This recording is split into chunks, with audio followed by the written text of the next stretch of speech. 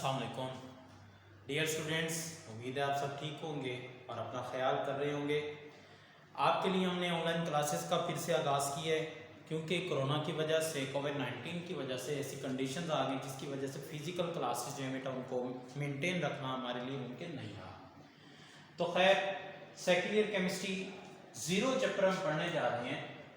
बेटा याद रहे zero chapter that is about organic chemistry, और ऑर्गेनिक केमिस्ट्री याद रहे टेक्स्ट बुक का chapter number 7 that is the first chapter of organic chemistry.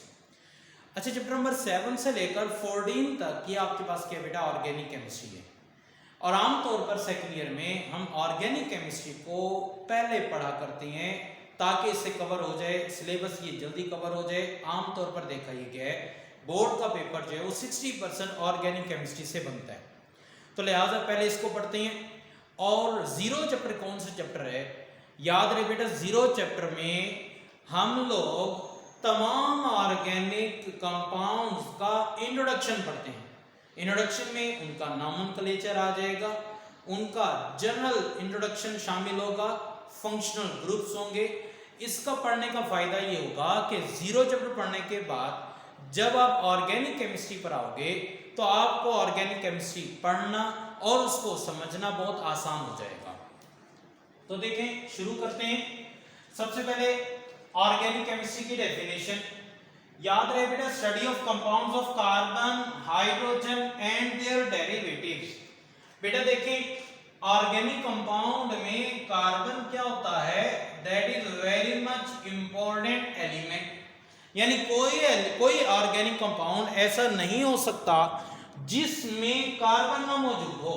फिर उसके बाद हाइड्रोजन भी उसमें पाया जा सकता है बेटा, हाइड्रोजन की मौजूदगी भी हो सकती है, नहीं भी हो सकती। कार्बन के साथ बेटा कोई और एटम अगर ऐसा आ जाए जिसमें हाइड्रोजन मौजूद ना हो, अगर उसमें कार्बन इंपॉर्टेंट एलिमेंट के तौर, बेसिक एलिमेंट के तौर पर मौजूद है, तो उसको हम ऑर्गेनिक कंपाउंड कंसिडर करते हैं।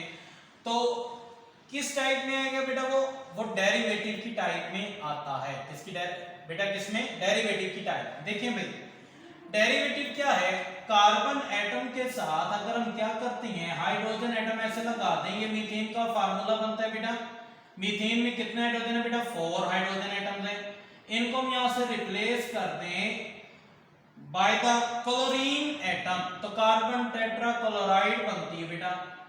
देखिए भैया, एक एग्जांपल अभी मैंने आपके सामने लिखी है। कार्बन के साथ कितनी क्लोरीन अटैच होंगे बेटा? 4 क्लोरीन एटम्स। तो ये क्या कहलाएगा? Carbon tetrachloride. और याद रहे बेटा, इस कंपाउंड में कार्बन है और 4 क्लोरीन एटम्स हैं, इनमें हाइड्रोजन मौजूद नहीं है। तो बेटा इस कंपाउंड को हम ऑर्गेनिक कंपाउंड कहते हैं क्योंकि इसमें क्या है बेटा? कार्बन बेसिक जो है एलिमेंट के तौर पर मौजूद है। और इसे क्या कहेंगे बेटा? डेरिवेटिव। किसका? कार्बन और हाइड्रोजन के कंपाउंड का।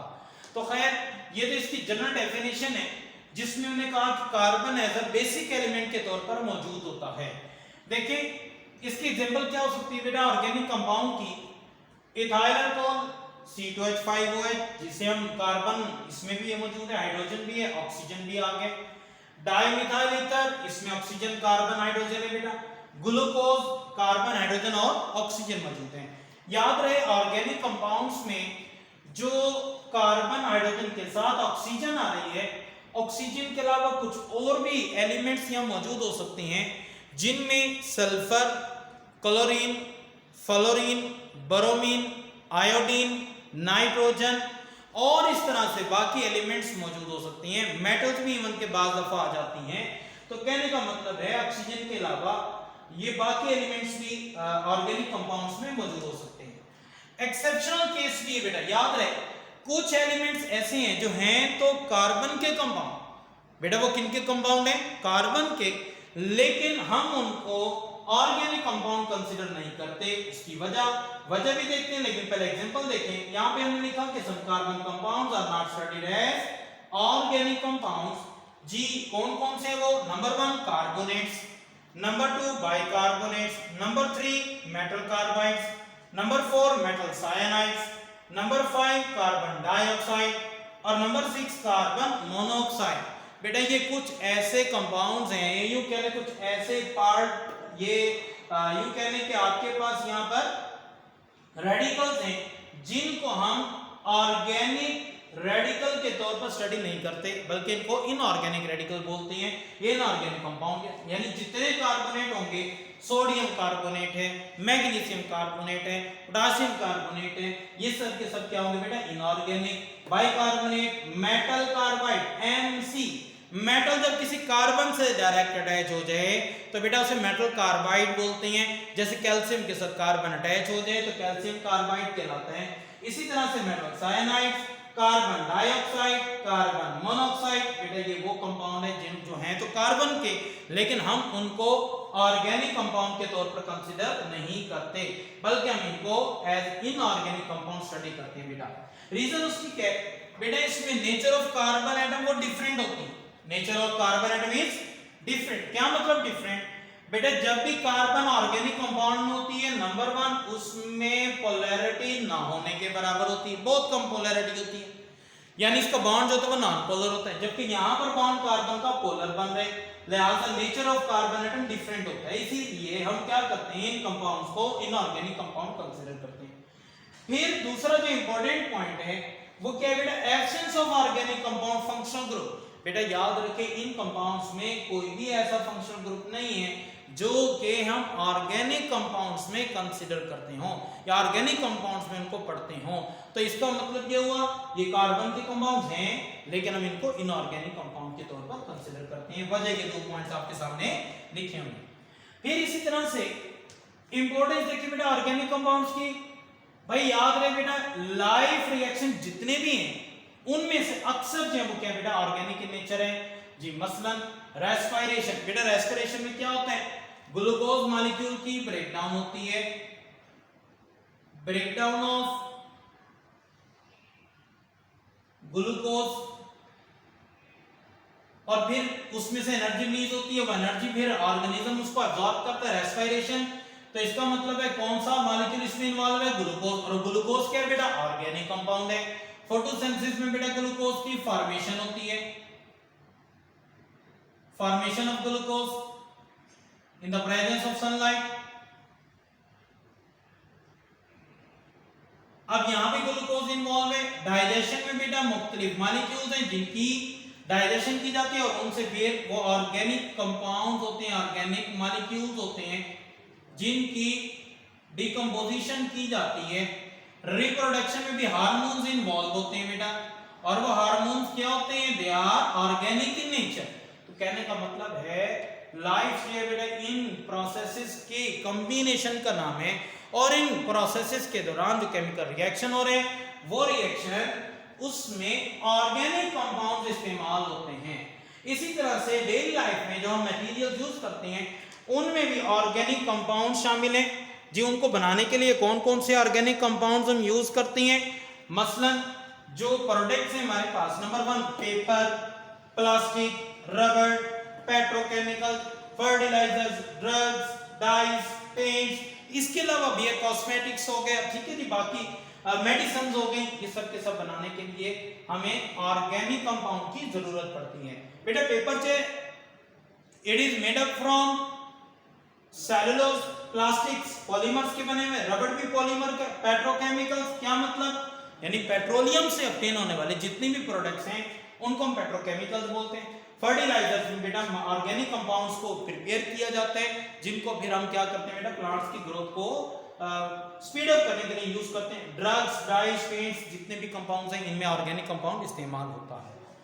फिर ये भी देखें कि जो केमिकल कंपाउंड्स हैं बेटा वो 2 तरह के होते हैं। हिस्ट्री ऑफ ऑर्गेनिक कंपाउंड अगर हम देखें तो हम कहते हैं केमिकल कंपाउंड कितनी तरह के बेटा, 2 तरह के। Number 1 organic compound and number 2 inorganic compound. जो ऑर्गेनिक कंपाउंड है they obtain from living things और inorganic compound they obtain from non living thing। बेटा याद रखो ये जो वर्ड ऑर्गेनिक है ना, ये शुरू में जब ऑर्गेनिक केमिस्ट्री इतनी ज्यादा डेवलप नहीं हुई थी तो साइंटिस्ट ने ये देखा कि यहाँ पर जो कंपाउंड्स हैं जो कि लिविंग थिंग्स से obtain होते हैं वो उन जानदारों के, उन ऑर्गेनिजम्स के मुख्तलिफ ऑर्गन से डिराइव होते हैं, मुख्तलिफ ऑर्गन से डिराइव होते हैं। मसलन प्लांट्स में देखें, लीव से एक कंपाउंड को ऑब्टेन किया, लीव क्या बकायदा एक ऑर्गन है प्लांट्स का। इसी तरह से जो स्टेम है, जो रूट सिस्टम है, यानी या फिर उनके फ्रूट से किसी कंपाउंड को सेपरेट किया तो बेटा फ्रूट है, स्टेम है, रूट है, लीव्स हैं, ये क्या अलग-अलग से ऑर्गन्स हैं, किसके लिए बेटा? प्लांट के। तो उनमें से जो कंपाउंड ऑब्टेन हुआ उस कंपाउंड को ऑर्गेनिक कंपाउंड कहा गया, क्योंकि वो प्लांट के ऑर्गन से डिराइव हुआ था। इसी तरह से जो ऑर्गेनिज्म में बात करें एनिमल्स में, तो एनिमल्स मुख्तलिफ एनिमल्स हैं, उनके ऑर्गन से मुख्तलिफ कंपाउंड्स को ऑब्टेन किया गया। मसलन जो सॉल्मन फिश है बेटा, उसके लीवर से मुख्तलिफ किस्म के ऑयल्स को एक्सट्रैक्ट किया गया। तो लीवर से ऑयल को एक्सट्रैक्ट किया, तो लीवर क्या बेटा? ऑर्गन है। तो ऑर्गन होने की वजह से हम कहते हैं दीज आर ऑर्गेनिक कंपाउंड्स। जी क्या है बेटा? ये ऑर्गेनिक कंपाउंड्स हैं। इसी तरह से प्रोटीन ऑब्टेन करनी है, प्रोटीन ऑर्गेनिक कंपाउंड है बेटा, तो मसल से ऑब्टेन होगी और मसल्स एज अ ऑर्गन काम करती हैं। तो कहने का मतलब ये है बेटा, ऑर्गेनिक जो वर्ड था वो ऑर्गन से डिराइव हुआ। Organic compounds they are obtain from living things, inorganic compounds they are obtain from non living thing, यानी ये सॉइल से, रॉक्स से, वाटर से, इस तरह की जो बेजान चीजें हैं उनसे जो कंपाउंड हमें मिलेगा उसे हम क्या कहते हैं बेटा? इनऑर्गेनिक कंपाउंड बोलते हैं। याद है जो वाइटल फोर्स थ्योरी है ये क्या थी? देखिए शुरू में जो साइंटिस्ट थे बेटा वो सिर्फ ये समझते रहे कि जो ऑर्गेनिक कंपाउंड्स हैं वो लैब में प्रिपेयर नहीं हो सकते। भाई क्यों समझते रहे? क्योंकि तैयार नहीं कर सके। तो जब वो ऑर्गेनिक कंपाउंड तैयार ही नहीं कर सके तो ऐसी सूरत में उन्होंने कहा कि ऑर्गेनिक कंपाउंड सिर्फ और सिर्फ जानदारों में, यानी लिविंग थिंग्स में, लिविंग ऑर्गेनिजम्स में ये क्या हो सकते हैं बेटा? प्रिपेयर हो सकते हैं। और इनको प्रिपेयर करने के लिए एक खास किस्म की ताकत चाहिए, फोर्स चाहिए, जिसे क्या नाम दिया बेटा? वो स्पेशल फोर्स क्या कहलाई?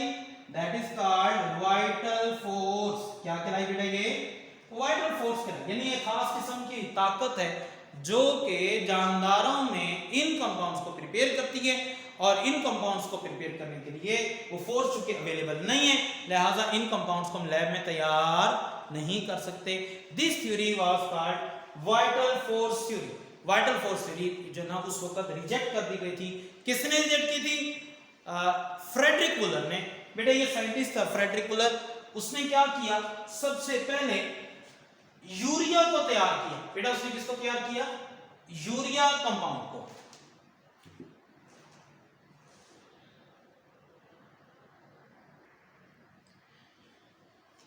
तो बेटा vital force theory was rejected by Friedrich Wohler. लेकिन ये फ्रेडरिक वुलर जो था उसने अमोनियम साइनेट को हीट अप किया तो ऑर्गेनिक कंपाउंड कौन सा बन गया जी? यूरिया।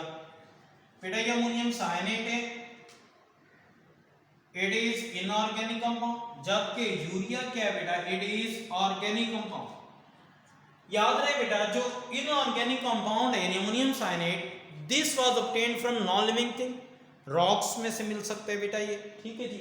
जबकि ऑर्गेनिक कंपाउंड जो है यानी urea, it was found only in the urine of the animals. Animals के यूरिन में यूरिया पाया जाता है, जबकि ये यूरिया ऑर्गेनिक कंपाउंड है। तो ये किससे तैयार हुआ था बेटा? अमोनियम साइनेट से। अमोनियम साइनेट को उसने क्या किया था? हीट अप किया। तो लैब में ये सबसे पहला ऑर्गेनिक कंपाउंड है जो कि तैयार किया गया। कौन सा बेटा? Urea. Urea was the first ever compound prepared in the lab by Friedrich Wohler and he rejected the vital force theory कि जी ऑर्गेनिक कंपाउंड्स को प्रिपेयर करने के लिए कोई खास किस्म की ताकत की जरूरत होती है जिसको वाइटल फोर्स कहा जाता है। तो ये बात याद रखो बेटा, vital force theory was rejected by Friedrich Wohler, उसने अमोनियम साइनेट से यूरिया प्रिपेयर किया था। तो याद रहे बेटा उस वक्त से जब से ये यूरिया जो प्रिपेयर हुआ, यूरिया की प्रिपरेशन के बाद दसियों लाखों कंपाउंड्स हैं बेटा वो बन चुके हैं, लाखों कंपाउंड ऑर्गेनिक तैयार हो चुके हैं और लैब में उनको तैयार किया गया है, जिसकी वजह से हम इतनी सारी प्रोडक्ट्स हैं बेटा ये ऑर्गेनिक कंपाउंड से ही तैयार करने के इसको तैयार करने पर मतलब काबिल हुए हैं, इस काबिल हुए कि हम इन कंपाउंड्स को तैयार कर सकें। तो खैर तो बात ये थी बेटा जो डेफिनेशन हमने पढ़ी ऑर्गेनिक केमिस्ट्री की कि उसमें ऑर्गेनिक कंपाउंड्स को स्टडी किया जाता है। ऑर्गेनिक कंपाउंड्स की डेफिनेशन बेटा, इंपॉर्टेंस ऑफ ऑर्गेनिक कंपाउंड, और उसके बाद हिस्ट्री ऑफ ऑर्गेनिक कंपाउंड में केमिकल कंपाउंड्स की टाइप्स। तो वाइटल फोर्स थ्योरी आ गई बेटा, वाइटल फोर्स थ्योरी को रिजेक्ट किसने किया, तो ये टॉपिक बेटा आज हमने पढ़ना था, इसको आप यहां तक तैयार करोगे। नेक्स्ट इंशाल्लाह कल पढ़ेंगे, कल तक के लिए अल्लाह हाफिज।